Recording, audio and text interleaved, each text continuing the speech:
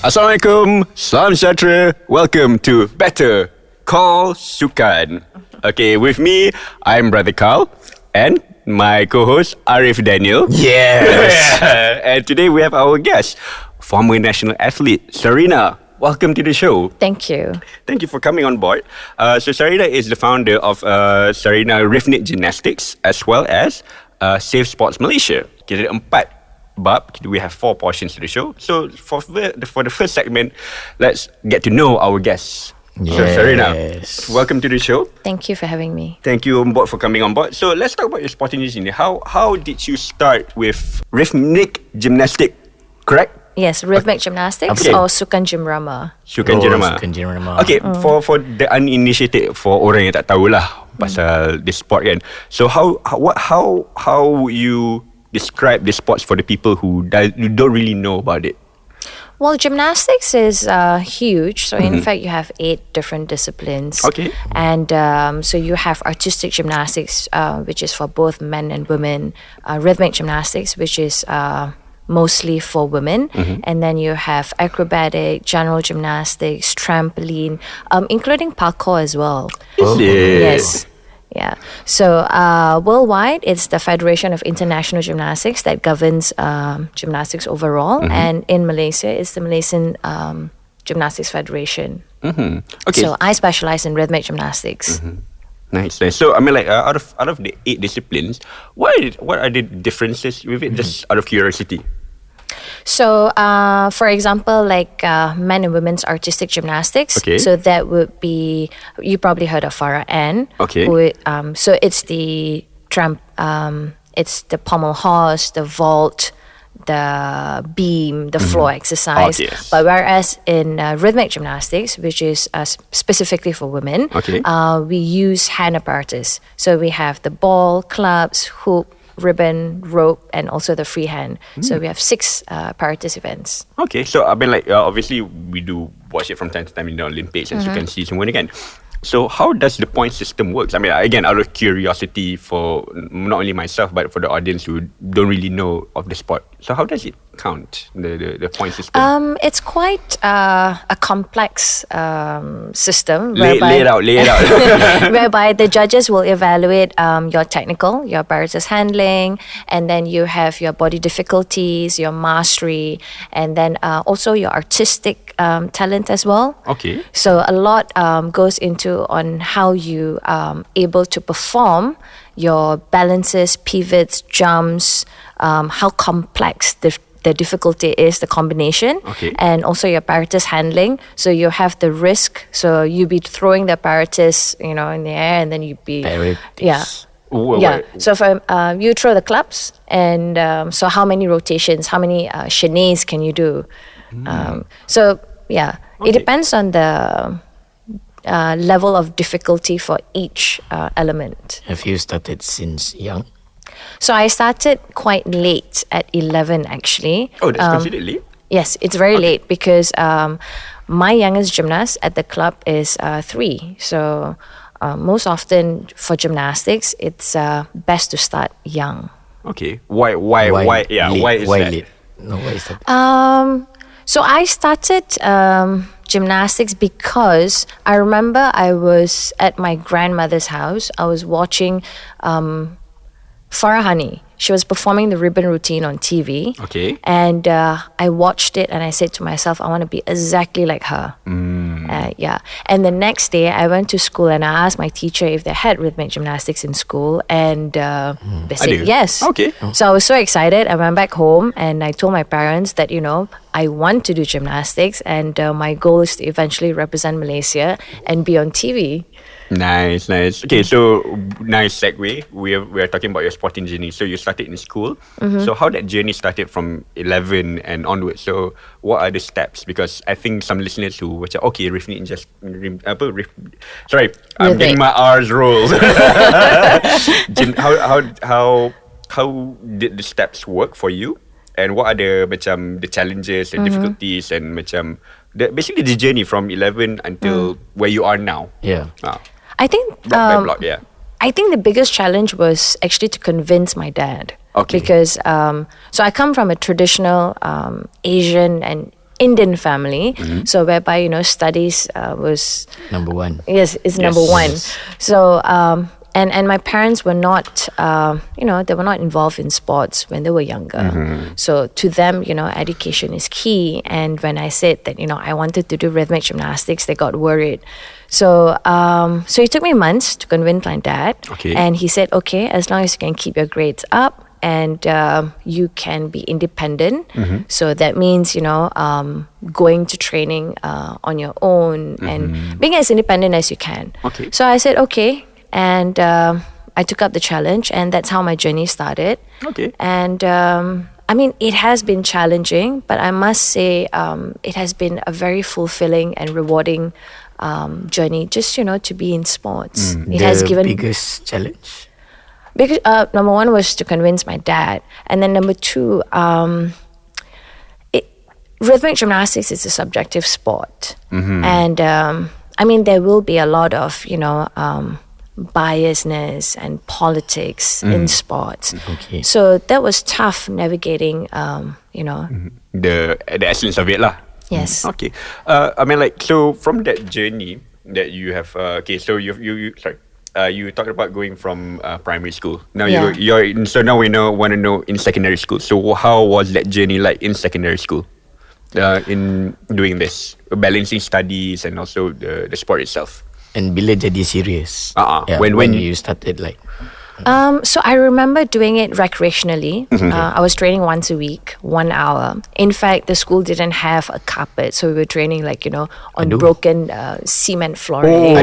And there was no carpet.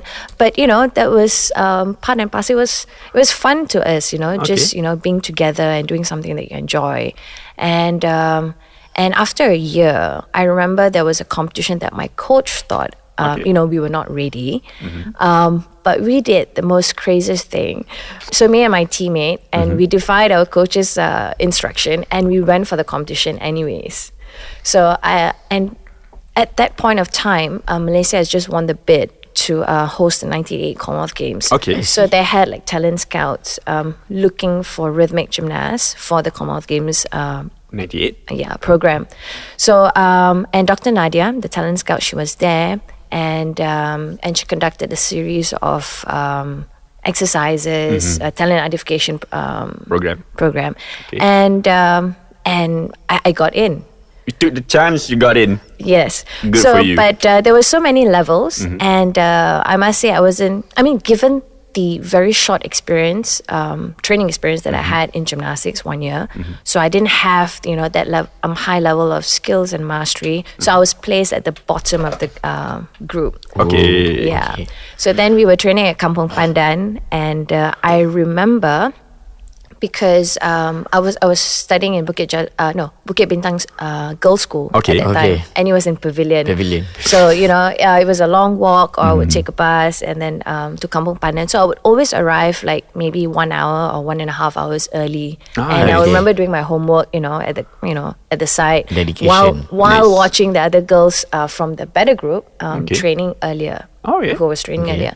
So then Dr. Nadia saw, and she said, so since you're already here, why don't you join us? And I thought, okay, what a great opportunity, to train among the best girls. And that's how I got better. Yeah. It's, given the opportunity to train with the better girls, that encouraged and motivated me to train even harder and to have that competitive spirit in me to be as good or even better than them. So Nice. Yeah. I mean, so during those okay, obviously I can relate because I don't drive or even have a license. Okay. So I always arrive Betul. So I arrive places early as expected and so on and so forth. And I get where you're coming from in terms of you come early, you forge that discipline, and somehow the universe rewards you. In a way. It's being at the Right place, right time. Right. Yes. Correct. So from that experience of learning from the best. So what are the things that you gain from learning from the best? Because obviously listening from coaches and friends from sports industries and even education, if you're in the best class and so on and so forth, you get to upskill. Yes. Slowly. So what are the things that you gain because you were basically bottom, then you're playing with the best. So Yes. what knowledge gain that you gained during that period of like being with them? I mean, given that I have that competitive spirit within me, and to want to be the best, because whatever that I choose to do, I try to give my 100%. And I mean, till today, I'm very grateful to Dr. Nadia to give me that opportunity, which now I try to give the same to my girls at the club.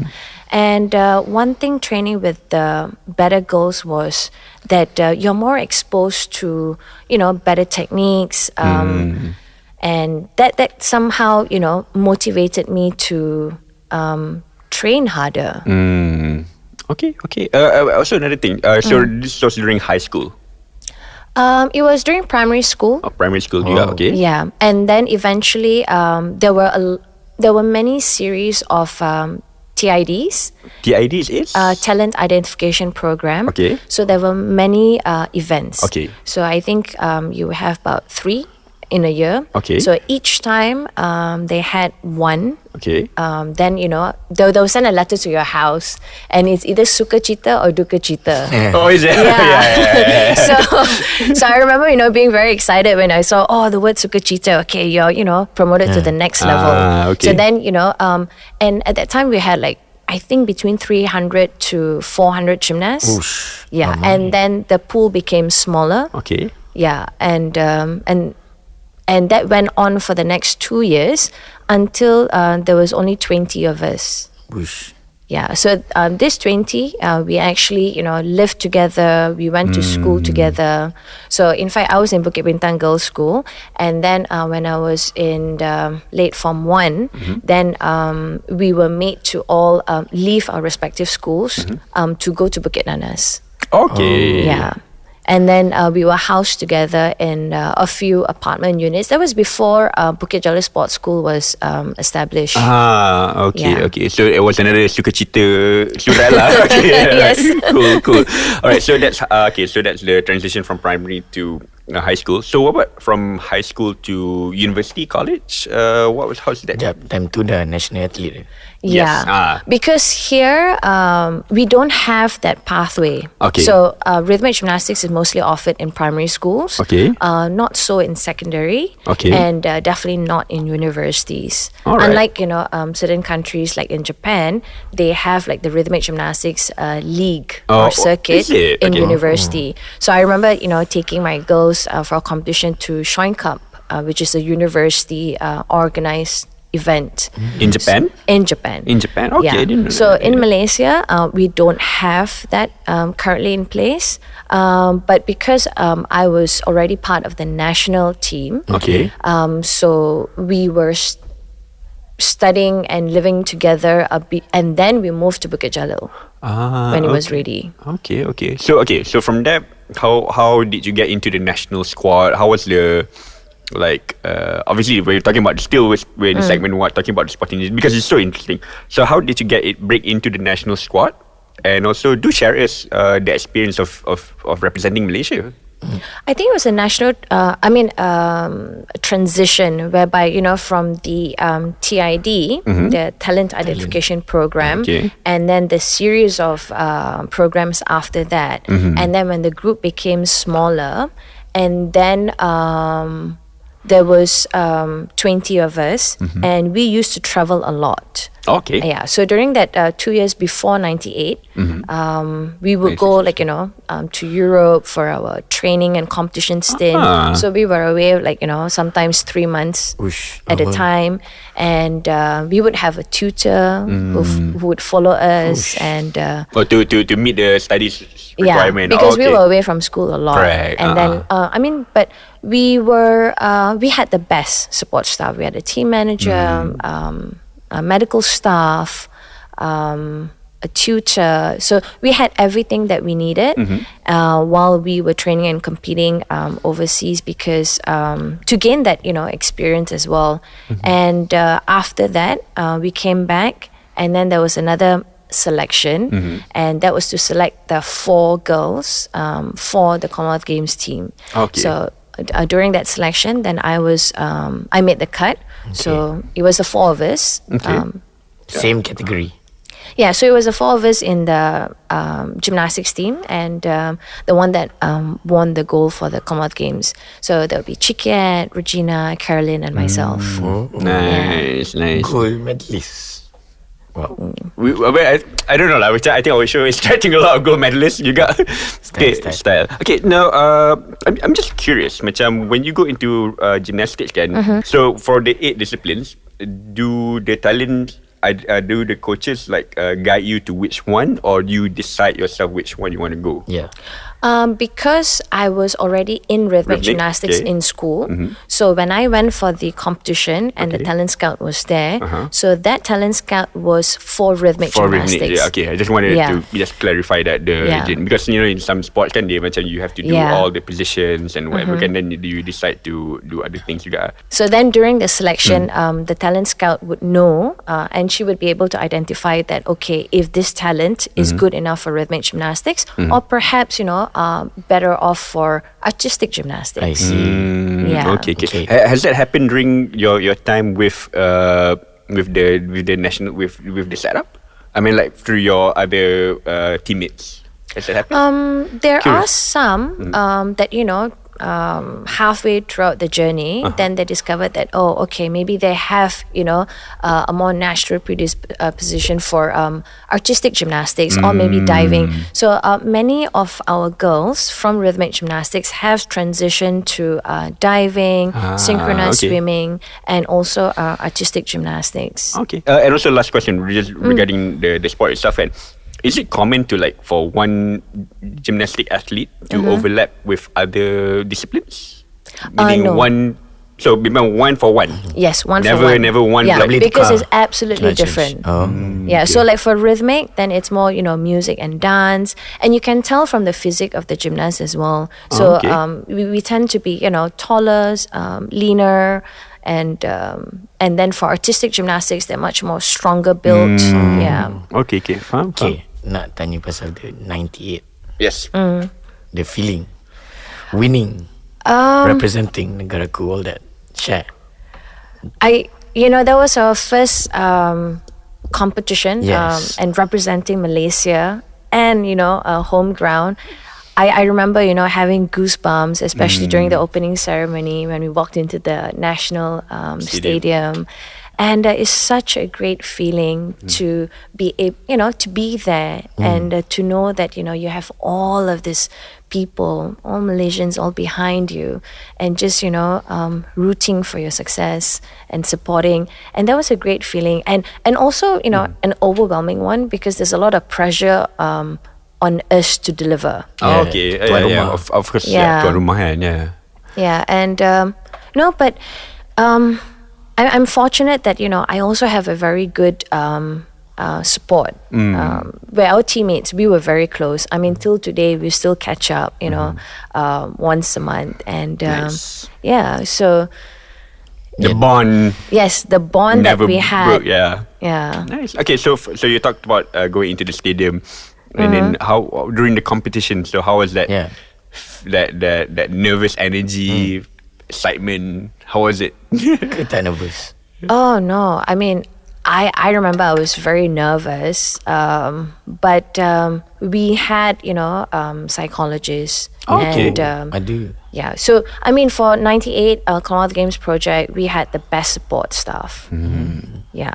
So we were fortunate that we had mental trainers that taught us coping strategies and visualization, and we were. I mean, you of course feel nervous, but it's how you can still manage to control your emotions and your anxiety while trying to deliver the best performance.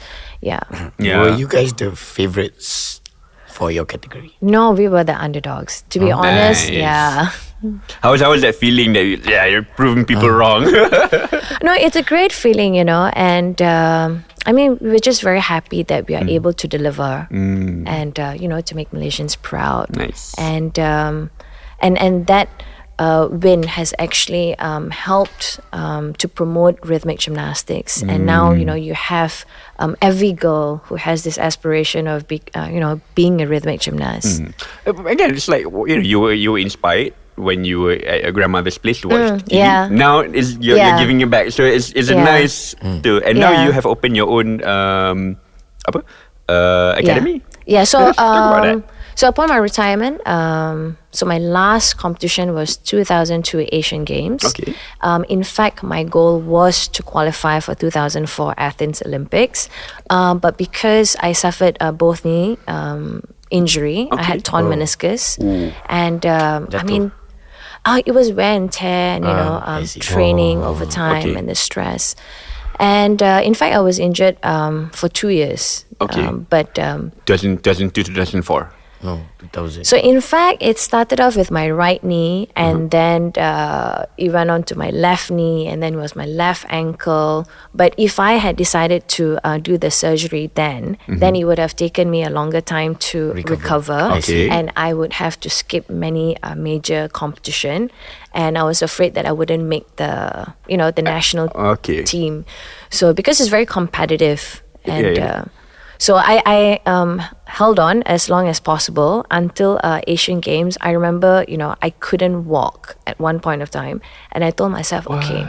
Yeah, I remember like a few girls before my turn competing that I couldn't move my knee because my torn meniscus was locked. My knee was locked because of that, and I couldn't move my knee. And I had to. My knee was constantly bandaged, and then Yeah, and then I had to the jab to remove the extra fluid. So it was quite tough, especially emotionally, trying to And I knew I wasn't at my optimal best my performance. So I told myself that I really need to go for the surgery now. So I did it both at one go. Okay. And both knees. Okay. Yeah. Yeah, so physiotherapy took 1 year, and it was very difficult for me to get back. I tried going back to training, but I was, it was just wasn't the same. Was that the toughest time? It was. I remember feeling very depressed because that was my goal. And if I miss the 2004 Olympics, then you have to wait for another for Beijing. Yeah. So, and for rhythmic gymnastics, your career lifespan is very short because at most 25. I mean, there are cases now where you have, older gymnasts. Sport science, yeah. Yeah, but because gymnastics, you need to be a certain physique. So then, your injury, your diet all comes into play. So it's very difficult to go past 25. So I eventually had to make that very difficult decision of retiring, and when I did that, it was very difficult to cope. From being a competitive athlete, and then all of a sudden you are just a student, and a retired athlete. So, that was tough. How long was that acceptance? It took me maybe a few years. I remember I would just break down and cry, Grief is fluid, it's like, I mean, if I had gone for the selection and I didn't make the cut, then, it would have been different, because then I knew that, okay, I've given my best, but it wasn't good enough. But knowing that, okay, I wasn't able to even go for the selection, that made it even worse to think that, what if? Yeah. It's the what if. It's the what if. Okay. Yeah. How do you bangun? How do you get up from that? Because some people don't know. So that is tough. It's like, I just wish, I had more support at that time. And coaching help. So I was studying. I was doing my business degree in UPM. Okay. And I started coaching part-time, also as means of supporting my degree. Okay. And I realized that I enjoyed coaching, and I love being with kids. And then I remember preparing them for a competition. It was MSSD. Okay. And the girls did very well. And I thought to myself, maybe this is something that I can do as a career. And that just, happened. So I set up my club in 2004, and then I was doing coaching part-time while studying. And then after when I completed my degree, then it was full-time coaching. Nice. Since then? Nice. What's the name of the... Oh, it's Sarina Rhythmic Gymnastics Club. I'm afraid I'm not that It's creative. okay. That's fine. That one, towards the end, we'll tell people where you can send the kids to your center towards the end. Okay, so right now, you talked about, that journey of that coach. So, any stories that you want to share about that coaching experience with the kids? Any like anecdotes that you want to share? Success story, the challenge of setting it up. I mean, when I started coaching, I remember being very, competitive, and it's all about winning. Because coming from pressure. I mean, I feel bad now, for putting that pressure on my students.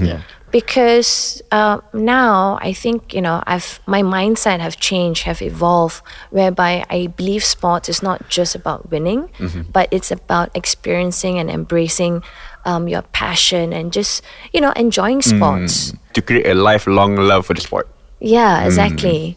And then and once you have developed that passion and interest in that particular sport, then you will naturally want to do better. And that's when, okay, it's fine if you want to get into the competitive pathway, and then it slightly changes. But at the grassroots level, I think it's about, just nurturing that talent and also that interest. The interest, the fun. Because like how you started, so it's also, you saw it's fun.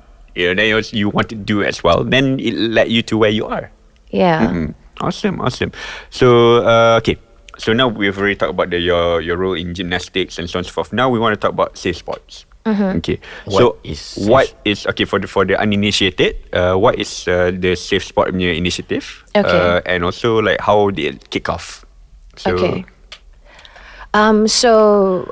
Safe Sport is about optimizing the sporting experience for all participants, and So that two different includes athletes, coaches, parents, administrators, even volunteers, anyone that is within the sporting community. And it's about prevention of harm, to ensure that it's free from harassment and abuse. And I remember when I was doing gymnastics, I mean, sports have given me a lot, and I've learned a lot. And but there were many times and also experiences that of harassment and also abuse. But at that point of time, we didn't know that it was harassment or abuse. And there were not many channels for us to report. We didn't even know, there was no awareness at all. And I remember there was one particular incident at a training camp, and there was a group activity, and one of the male athlete asked me, and we were playing cards, and he asked me to reach out and touch his private part to grab the card. And I thought, like in your gut feel that, okay, this is not right, but what do you do about it? So all I could think of was, how can I avoid him for the rest of the camp? And that's just one incident. I mean, there were many. So then upon retirement, I also have many friends who are also still in sports. Yes. And I hear stories, and it's very heartbreaking because these are my friends. And I cannot imagine that this is still is still happening. So it's the abuse of young athletes has been happening for decades, and it's not just in Malaysia; it's everywhere. I mean, I'm not sure if you have heard or followed the Larry Nassar's case. So Larry Nassar was a former Team USA gymnastics doctor, and he was sentenced in 2017 for abusing more than 500 girls during his career as a doctor. And because of that, and then now you have Safe Sport in every country. Yeah. Time for Safe Sport in Malaysia. Correct. Yeah. So to be honest, I think Malaysia, we are one of the last, countries to actually adopt Safe Sport. Okay. But I'm glad that, now we have it. Since when? So I started lobbying in 2019 with the proposed Safe Sport Act, and then the Safe Sport Code and the Safe Sport Centre. And last, Act, Code and Centre, okay. Yeah, so 1.5 years ago, our previous sports minister, Peja. Okay. So when I spoke to him about the importance of having a legislation, a specific sports-centric law, Yes. he said yes. So that was the start of it. I totally agree with it because like for us as sports organisers, we want to have a safe environment for our participants, and also for me, I also have experiences of abuse and so on and so forth, so I totally relate with it semua tu, and macam again we just want people to be safe, have fun, enjoy, not having all this external whatever factors. Distracting and kacau and like taking our mental capacity, our emotional capacity, and so on and so forth. And so itulah, I'm having like flashbacks. I'm sorry to hear that. Yeah, so macam even it's a battle. It is a battle to change Malaysia. Obviously, change the long process. But we have to take it block by block lah. So Safe Sport ni from 2019 until today, what's your vision, mission? Yeah, tell us. So for the first few years, I spent lobbying, approaching leaders and politicians to understand the importance of having a sport-centric legislation that will address and help to overcome harassment and abuse in sports. Because currently, the current laws that we have are not sufficient because they only provide very limited and general remedies. And many people have this assumption whereby it's only sexual harassment in sports, whereby the International Olympic Committee in the 2016 consensus statement, they have defined harassment and abuse in sports as 5 forms, which includes physical, psychological, and sexual abuse, sexual harassment, and also neglect. So that's 5. Yeah, okay. So that's 5. Neglect. And neglect. So so it's not just a sexual thing. So especially psychological harm. So that's quite prevalent, especially with social media nowadays in sports. Yeah. Okay. I'm just curious. That's what you said. Act, Code, and Centre. So are you building a centre or? So the model that we are trying to emulate is the US model. So they have the US Safe Sport Authorization Act 2017, and in fact in 2020 they have also enacted the Athletes Empowerment Act, which now builds upon the Safe Sport Act. So Safe Sport now not only provides protection and safety, but it also offers empowerment. So to ensure that athletes have their rights and athletes representation in every sports association as well. Sorry, I would like to extend to that lah. Macam like I think not only athletes as well. I mean, like I think people in sports in general, the coach, not coaches, macam like podcasters like us in sports, organisers and so on and so forth. Like I think, I mean, like what inspired you with taking taking inspiration from the USA framework? What kind of things that caught your eye? When you want to start this. What kind of like the? And is this the only safe sport in the country? So based on my personal experience, having gone through sexual harassment as well in sports, and also my friends. And after the Larry Nassar's case, and when the US enacted the law, and it has been proven to be effective. So with the law, that now they also established a Safe Sport Centre. So that centre is an independent entity that receives and also resolves allegations of abuse. Okay. So it's independent. Okay. Yeah, and the Safe Sport Code is a code of conduct that establishes, what is appropriate behaviors, and yeah. So how did you gain support over time for the Safe Sport Act, for Safe Sport Malaysia? How do you get the support from your former teammates, people in the industry? So how did you mobilize all of them together?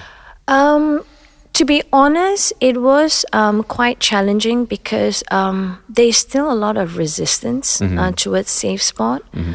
So I believe that a lot of dialogue and communication and understanding is needed. To why Safe Sport Act, the center and the code is important, because the act is a legal oversight, and the code is administrative oversight, and yes, yeah, and so you will need all three, the act, the code, and the center, the independent oversight, all three, in order to actually have a cultural change. Yeah, having the code itself is not enough, because the code is based on our current laws. So our current laws are insufficient.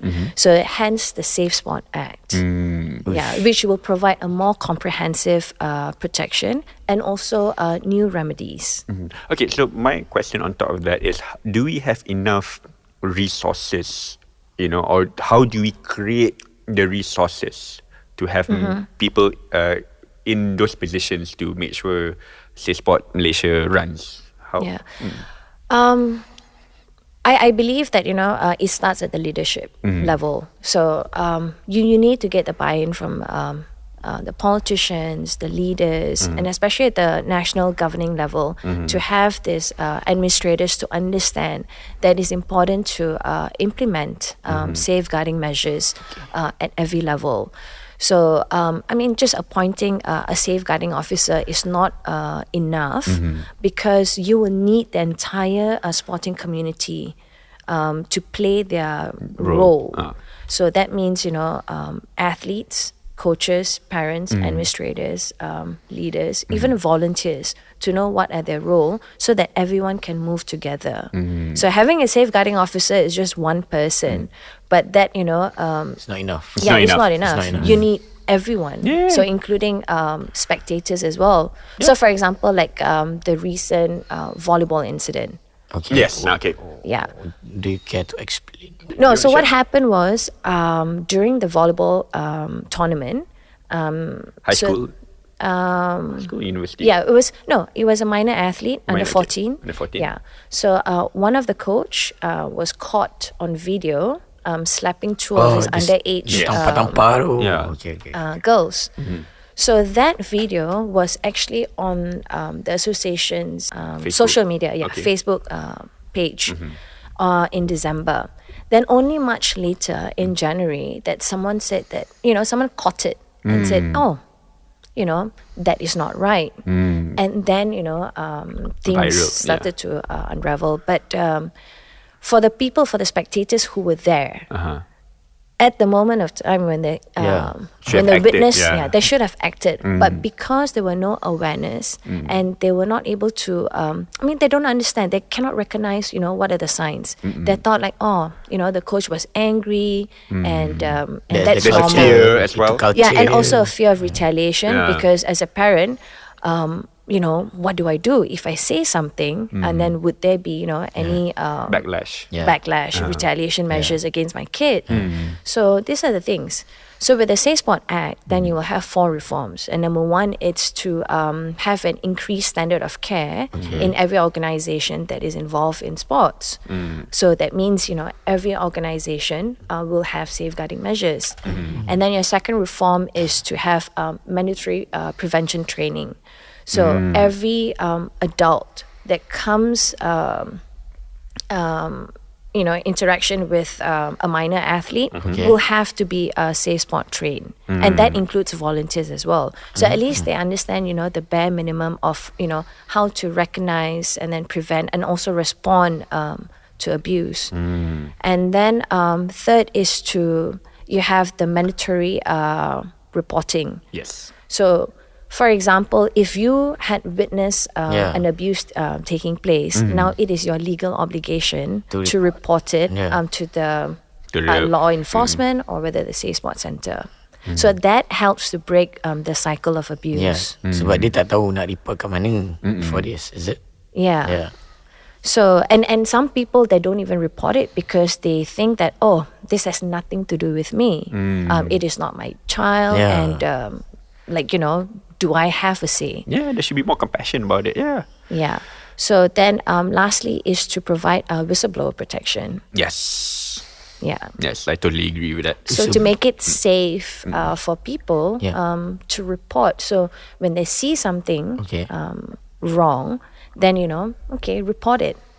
Macam for example, like, I give you an example for our context, Arief. Like for example, we organize our programs again. Lah tiba-tiba ada, like something that a participant didn't feel comfortable ke whatever, tapi takut because like bila dia report kat kita, nanti dia kena backlash whatever. So we provide that safe space that macam, okay, you can report, you just let us know, semua will protect you, we'll do investigation and so on and so forth lah. So there has to be measures. So these are the kind of things that we also as organisers have to be teliti juga. That's why we have the community standards. So itulah is to protect the victims lah. So at the same time pun macam, we need to stamp out all this toxic culture lah. Orang dengar all this, how do they contribute to you? So Safe Sport is a non-profit organization, and we were only established last March. And first few years, it's about lobbying and getting people to understand that we need the Safe Sport Act and also the code. So now that the Ministry of Youth and Sports have already implemented the code and at the national level, so now it's to actually have more awareness initiatives and also education at the grassroots level, because I think that's a huge blind spot. It is. Because grassroots do not receive enough resources or support, and it's huge because it includes the schools and the community and the grassroots clubs, and these are the people that we need to educate, because these are the athletes that will create the talent pool. Correct. So because abuse means that our athletes will never reach peak performance, and there'll be a lot of dropout if these kids, if we do not change the culture, to promote. So grassroots is very important. So talk about how people can contribute. So what are some of the macam success stories that you have? Like you did mention, the ministry has already put Safe Sport code. But other than that, what kind of success stories would you like to share? Macam there's hope, there's inspiration. Are there? Apart from the Safe Sport code, I'm very happy that now we have Safe Sport in Malaysia, and there is an increased awareness. So I think with the recent case with dodgeball, so now so with every case, what can we learn so that we can improve the current policies or even the Safe Sport code? What are the procedures? So I wouldn't say success stories, because we are still learning. And so like the volleyball case, what have we learned? And what can we do? And then now with the dodgeball, so it's it's a learning curve. Can you bagi tahu the situation? What do you do for the volleyball and the dodgeball from Safe Sports? With the volleyball incident, in fact, we received that video. And someone asked if this was abuse. So it was more about creating awareness and educating the public then that what happened in this video is not right, but also the actions that was taken by the Ministry of Youth and Sports and also the Education Ministry, MOE, are this enough to prevent this from happening again? So this is what we we need to continuously be open to learn. And so for example, like overseas, being an enabler is a crime. So because in the video we saw there was another coach who was standing right beside him. standing right beside him, and by right, just having imposed sanctions against the perpetrator is not enough, because then that would leave the enabler in a position of authority, and the cycle of abuse might continue. Because if you look at the Larry Nassar's case, he was able to abuse many athletes for over 20 years, even with sufficient evidence, because of the people that enabled him, and that also includes parents. Yes. Yeah, because they don't believe their child in the first place. The claims, right? Yeah, because they have so much trust in the coach or the support staff that they think like, oh, this is not this possible. is nothing. Okay. And So- sorry to cut you off there, but because of all these things, it creates a trust deficit towards sports. So macam, how can sports grow when all these things are happening, kan? Yeah, so it's to have more open dialogue platforms for athletes and coaches, for the sporting community to just share their feedback, their insights, and to have a really open and honest discussion. Yeah. So you don't just focus on national athletes, everyone. Yes. So Safe Sport is for everyone, regardless whether you're grassroots or national, but it's for everyone. Yeah, tak kisah, even like in organisation pun boleh je. Yeah. Memang pun, because like I for me as a sports organizer, I've been wanting to do community guidelines since we started. Sebab it all started with macam just to share with everyone, like macam for example, when we play football and then we got caught in the moment and then we tercakap something or whatever, kan, so macam that's considered abuse juga to the player. Yeah, abusive language. Yeah, walaupun joking ke apa semua tu, it's still you're enabling. Yeah, some people don't know the line. The line and macam yang ni terlebih ke. Yeah, so it's to establish boundaries as well, and that's where the Safe Sport code comes in. But it's not about going on a witch hunt to punish people, but it's about educating people to say reform, to realize. To realize that there is a better way of doing things. Correct.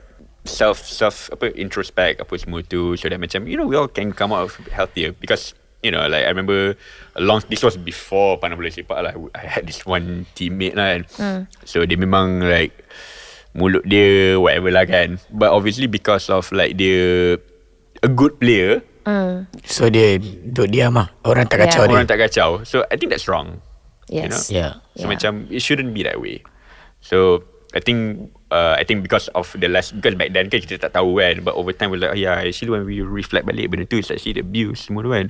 So macam how do we not let people get away with it, number one, and number two, how can we help people to reform themselves to be better, to be healthy? Because sometimes I pun dapat like another story from a friend from overseas, kan.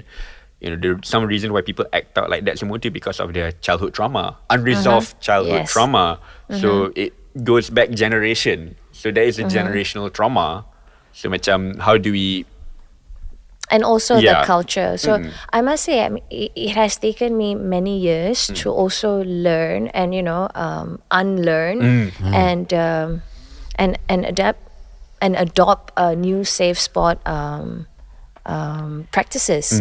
Because when I was training, and all our coaches all Russian coaches, and so their training regime was much more harsh and strict, and it's very different.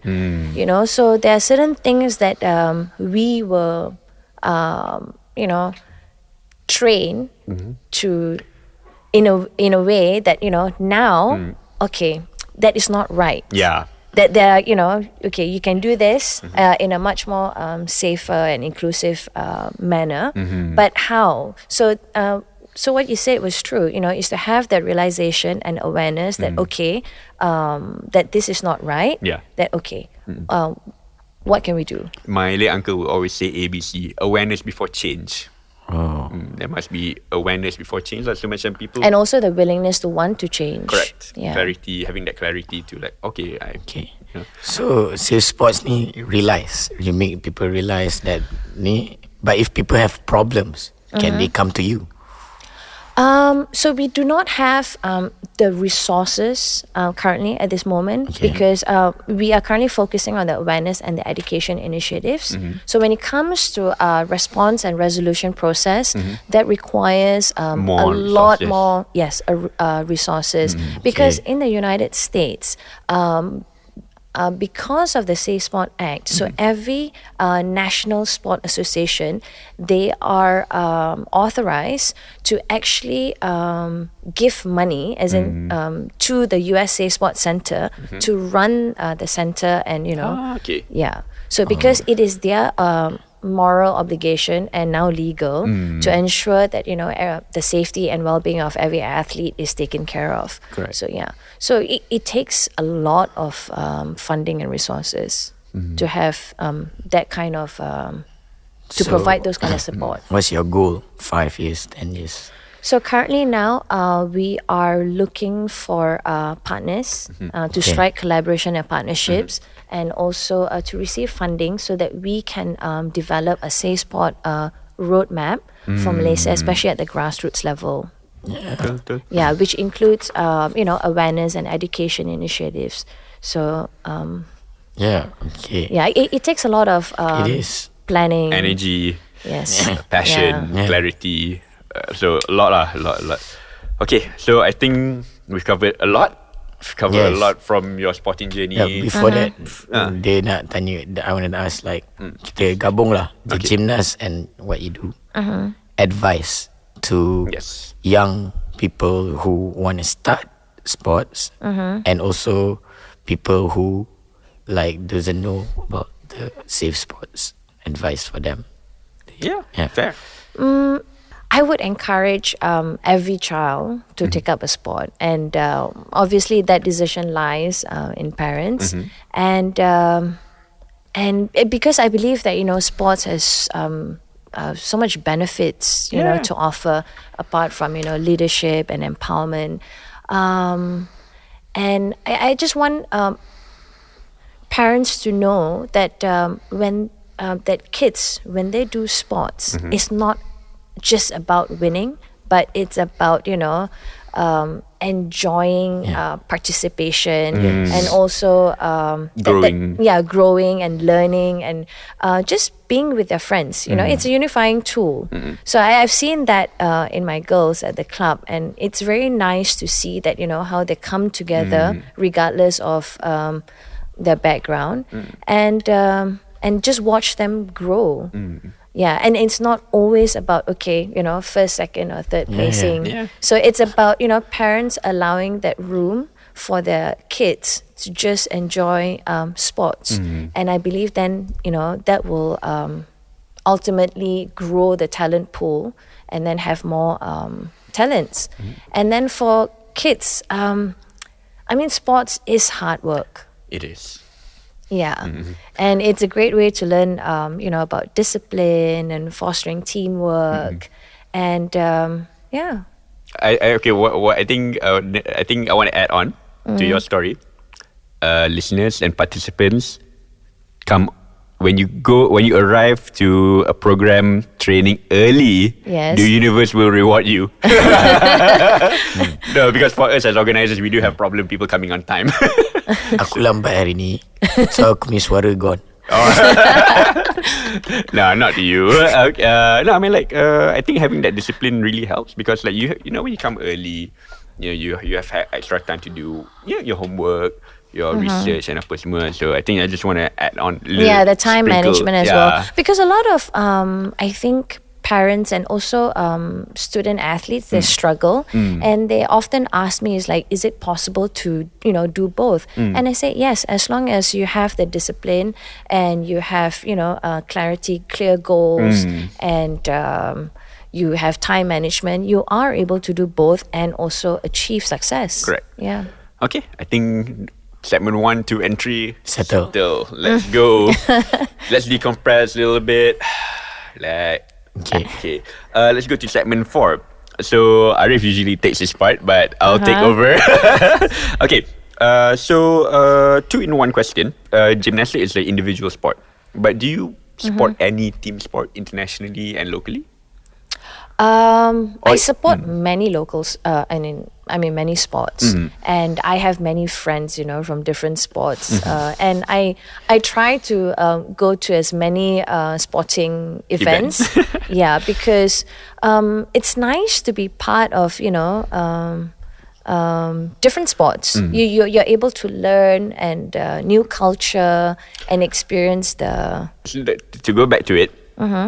Can you name a few of teams that you will say, okay, I'm gonna go watch this team or that team, or a friend, support? So I have friends from rugby, and sometimes they would invite me to come and watch their rugby tournaments, and it's nice to learn about a new sport.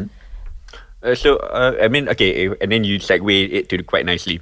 If it weren't gymnastics, what sport would it be? For me, if I wasn't, I've always been into music and dance because I did Indian classical dance as a kid. So it'd be something that has to do with movements. Yes, movement. But okay, that one is arts. Tapi in sports. In sports, B-boy. So now sometimes I play tennis recreationally. I'm not good at it, but I do enjoy it. Sometimes I play badminton, also golf. Yeah. Semua. Nanti ajak foot golf. I'm always open to learning new sports. Like last episode we learned there's pool hockey. Yes. That was quite of an amazement. Okay. Next question. What sports that you want to, that you still want to learn? Macam, is there a sport that macam, like for me, I want to understand cricket. Is there a sport that you still macam scratch your head around? Macam, I need to know this sport. Apa sukan ni? Is there a sport that you still like? No, not really. But in terms of my personal experience, I think I want to, be better at playing tennis. Okay. So I think it's a social sport whereby, you can play socially with friends, and it's a way, to catch up, and also that's true. to be physically active. So in that, because for us in Better Call Sukan, it's mostly about we want to give the platform, the room for sports, for all sports to share about their stories and so forth. So is there a request from you for us to interview what sport? Anything, anyone. Any sports. I would definitely recommend a women's sport, because I feel like a women's sport, they need more visibility in order to grow and to increase participation among young girls. Correct. So women's sport. We already interviewed. We hope to interview the Negeri Sembilan walking football team. We already interviewed Sri Kandi Striders last episode. So that's hockey and football. Any women's sports that you want us to zoom into? No, I can't think of any right now. But yeah, just let us know. I will. Yeah, cool. Okay. Do you have a favorite athlete and coach of all time? I do not, but I have many. Okay. I have many because people often ask me, do you have a mentor or a role model? I said I have many, and that includes people who have said no to me and who have said that, Sarina, you will never succeed. And for me, I take inspiration, and also I strive on, challenges. And when people say that, okay, this is something that I cannot do, then, I want to prove them wrong. Yeah. So, and there are also many people along my journey, especially advocating, and they have helped me, to encourage and also to increase, your confidence. Like for example, earlier on you mentioned about Dr. Nadia. Yeah. For example, I think one of the people that you do lah. Okay, so the next one. We talk about coaches. What about athlete? Your favorite athlete? Tak ada.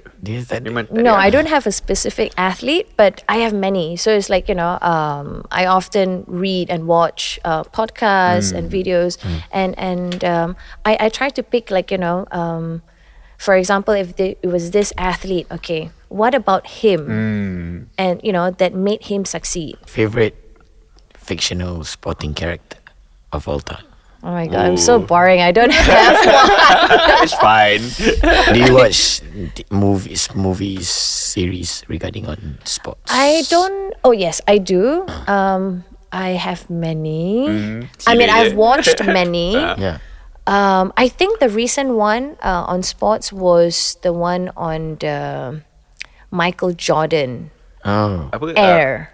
Yeah. And I thought that was very inspiring, especially when you have a strong role model in his mom, Yes. who helped, to carve that pathway for him, not just in sports, but also, life after sports. Yes. It's a very good movie. Definitely. Okay, again, this is like an impromptu question, but you have like friends all over the sports, Malaysian sport.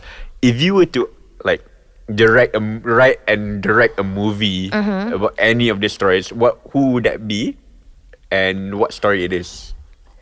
Oh, I have Sorry, many. I'm so sorry, but No, I have many. In fact, one of my long-term plan is to actually direct and produce a movie documentary on sports. And one of it, of course, it would be on Safe Sport. And I have this story of a friend of mine who had gone through horrific, experience of abuse in sports.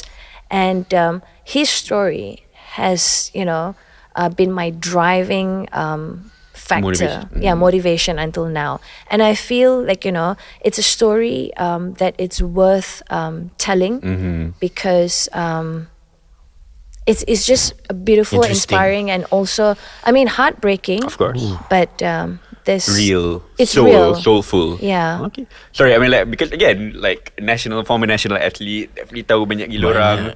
Ini sikit je ni. Sikit je, it's just the tip of the iceberg. But it's how you rise above the challenge and still, and then giving back to community as well. Okay. Is there any quotes that you have in you that keeps you going? I have plenty. To be, my experience in advocacy, there are plenty of times when people say that, Sarina, you have to behave, speak and talk. A certain way. So, and I used to think that as a quote, as a saying. No, as in like. Now I realize it's very important that you stay true to yourself. Stay true to your goal, your ambition, and what is it that you want to achieve. And you are enough, and you don't need to change for anyone. Just be you. Yes, but also be open to learning. Of course, You reminded me of what 𝙒𝙊𝘾𝙄𝙃 Wenger actually said. Coach 𝙒𝙊𝘾 Wenger said when David Bowie passed away. During David Bowie's times, the message from David Bowie to his generation was be strong enough to be yourself. I think what you just said reminded me of that.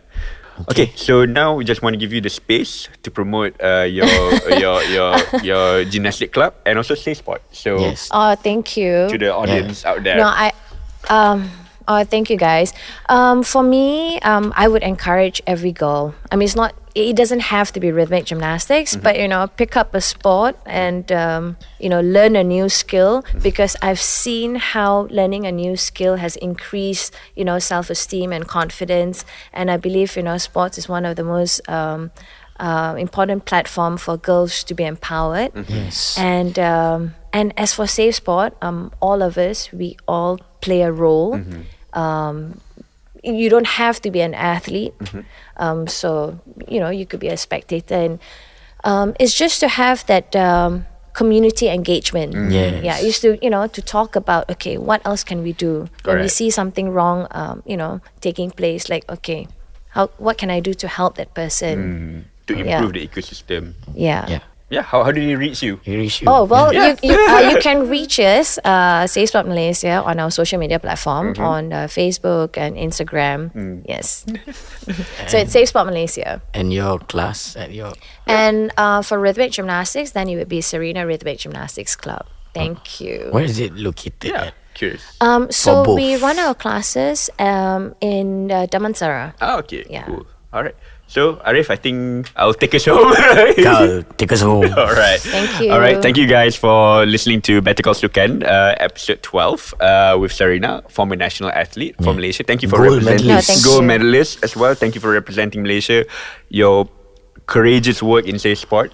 Thank you. Inspiring generations to come. So thank you so much for being with us. Don't forget to follow Safe Sport and like, share, subscribe, apa semua tu. Don't forget to follow Better Call Sukan as well. Yes. Okay. So thank you so much, Sarina, for coming with us. Thank you to everyone listening in and tuning in. So my name is Khal. I'm Arief. And I'm Sarina. Thank you so much for listening to Better Call Sukan. Bye-bye. Bye-bye.